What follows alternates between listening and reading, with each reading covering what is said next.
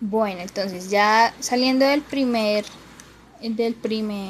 derecho básico, continuamos con los códigos, las señas o aquellos mensajes que no son verbales. Entonces en primer grado lo que buscan es que se haga una relación entre movimientos corporales, los gestos de las manos, del rostro, qué significado pueden tener en el contexto. Ya en segundo, él identifica las señales y los símbolos en el entorno. En tercero, comprende que algunos textos están compuestos de texto, de sonido e imágenes. Entonces ya empiezan un poco más a comprender las historietas. En cuarto, se tienen en cuenta las imágenes, fotografías, aquellas manifestaciones artísticas. En quinto, interpreta mensajes directos e indirectos en algunas imágenes, símbolos, gestos.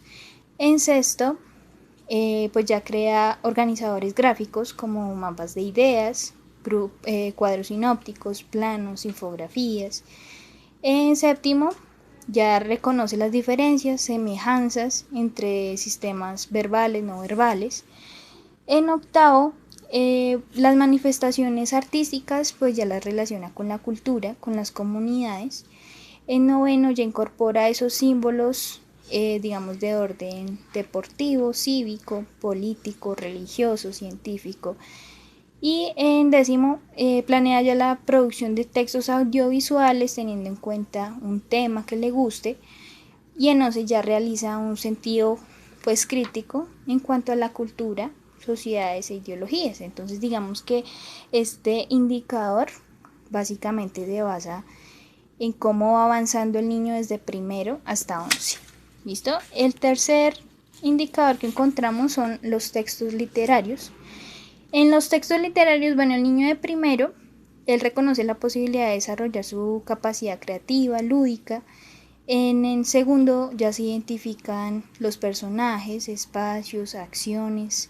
En tercero, cuarto de primaria, lo que ellos hacen es pues ya reconocer el papel de un narrador, de una estructura narrativa, de un tema. En quinto ya pues comprende los roles de los personajes en las obras, la relación que tiene con el tema y el lugar.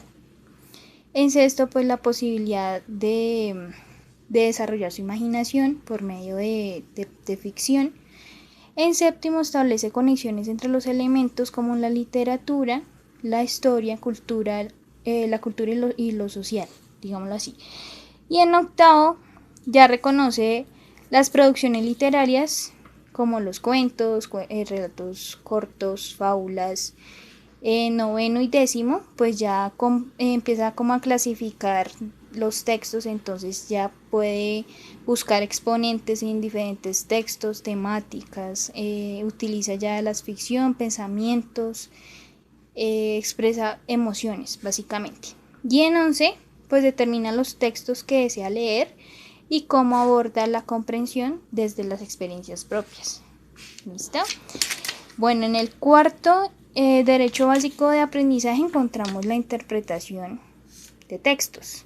Entonces, en el grado primero encontramos que ellos inician pues comprendiendo los textos cortos que manejan.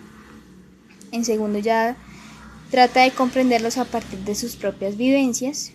En tercero, escribe textos atendiendo las características textuales, entonces cómo son, dónde viven, cada personaje. ¿Sí? En cuarto, ya puede realizar textos poéticos teniendo en cuenta pronunciación, entonación. En quinto, ya reconoce la posibilidad de recrear, ampliar su visión del mundo.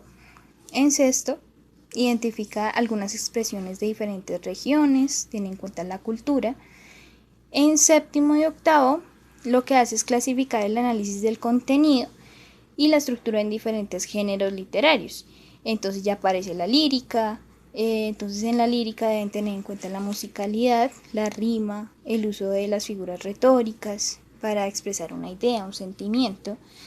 Y ya encontramos en noveno, el niño debe comparar los formatos de obras literarias, de producciones audiovisuales, con el propósito de analizar elementos propios de la narración. Entonces, décimo y once se basa más que todo en hacer un punto de encuentro entre la literatura y las artes plásticas y visuales. y como tal las producciones clásicas, cómo puede tomar esos puntos de vista en esas épocas para realizar textos propios.